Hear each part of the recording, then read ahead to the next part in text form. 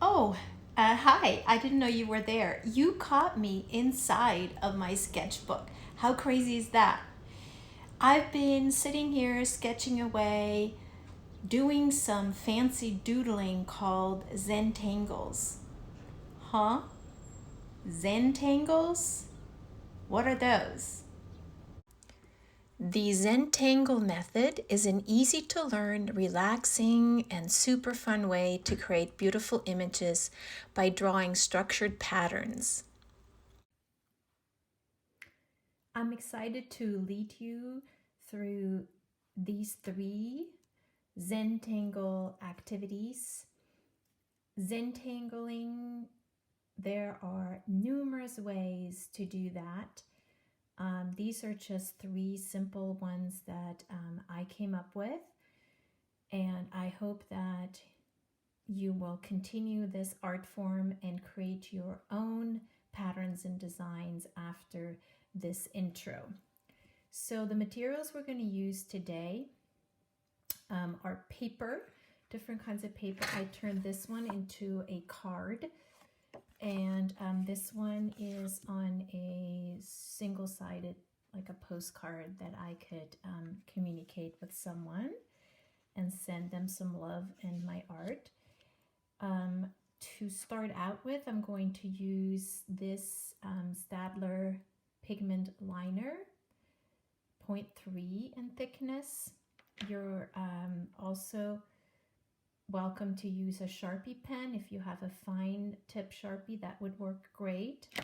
A thicker Sharpie to fill in some areas like I have over here.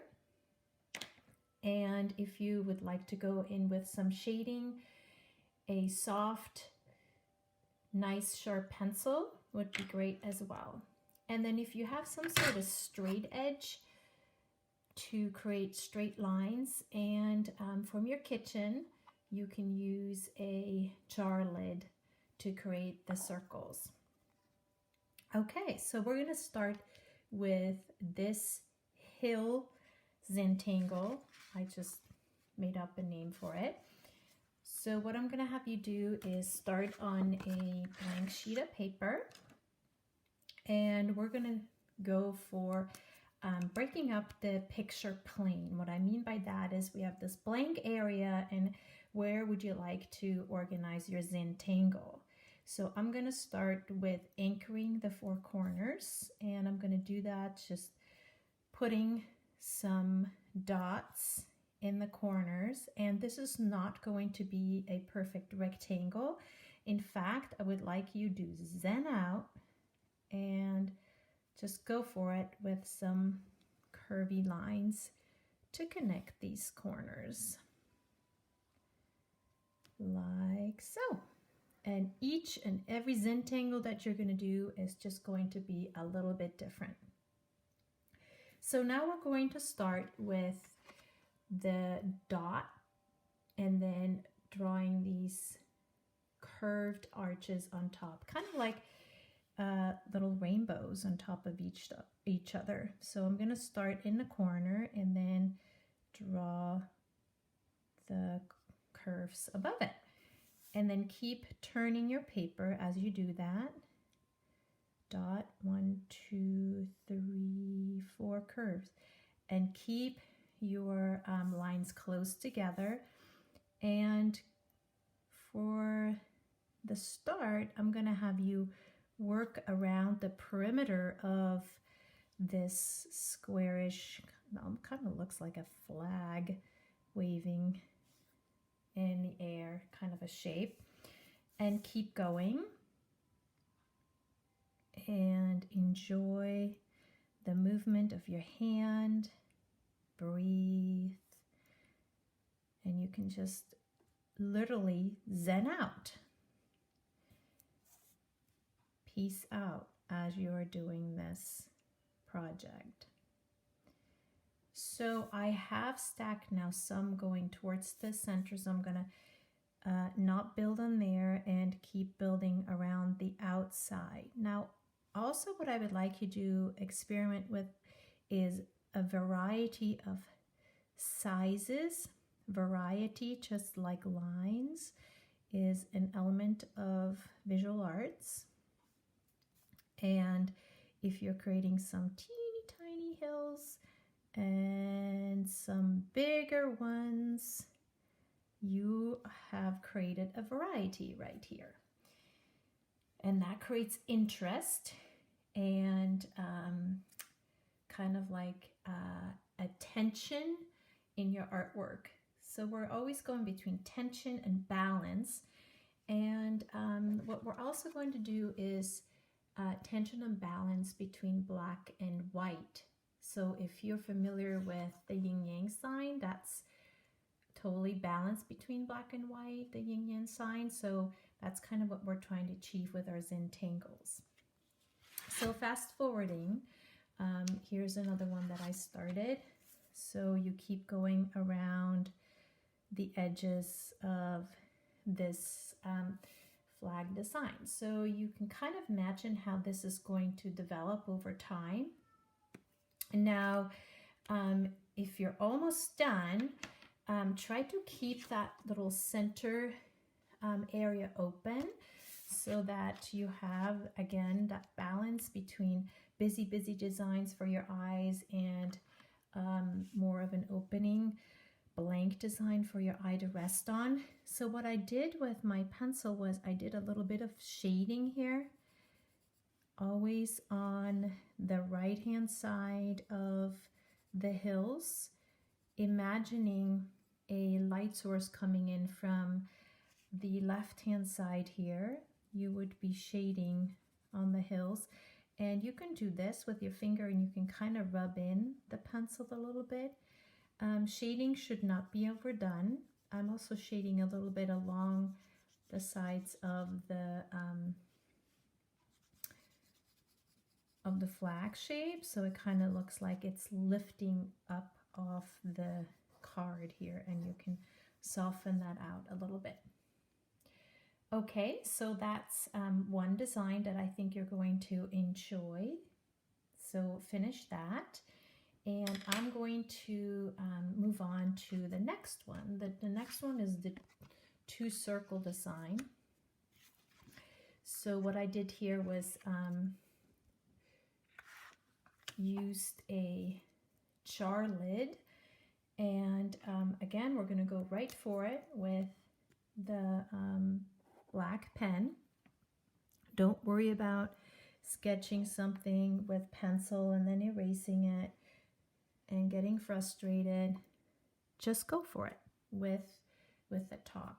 Oop, and this didn't quite trace, so you're just gonna fix it like this. So I'm gonna have another circle right here and overlap the two, so that gives you a sense of space when one shape is in front of the other. So I'm not gonna trace the whole circle and have the other one be behind. Okay, so this is my breaking up of the picture plane, and now I can decide what types of Zentangles I want to draw in these two. So the one that I did that almost looks a little bit like a science, looking through a microscope, looking at cells or something. So what I did was I just went for it and did a few ovals. And again, going for a variety of sizes. So there's a couple of smaller ones. Okay, and then I divided up the oval with some curvy lines and made them go through the ovals. Feel free to turn your drawing as you are moving along so that your hand can move freely across the paper. Okay, so now I'm going to fill in with very small lines the stripes, but I am not filling in the ovals. So to create that balance, and here we go. When I do this, it looks pretty easy. I've had lots of practice making these kinds of lines, and I'm noticing it's actually kind of hard for me to draw and talk at the same time.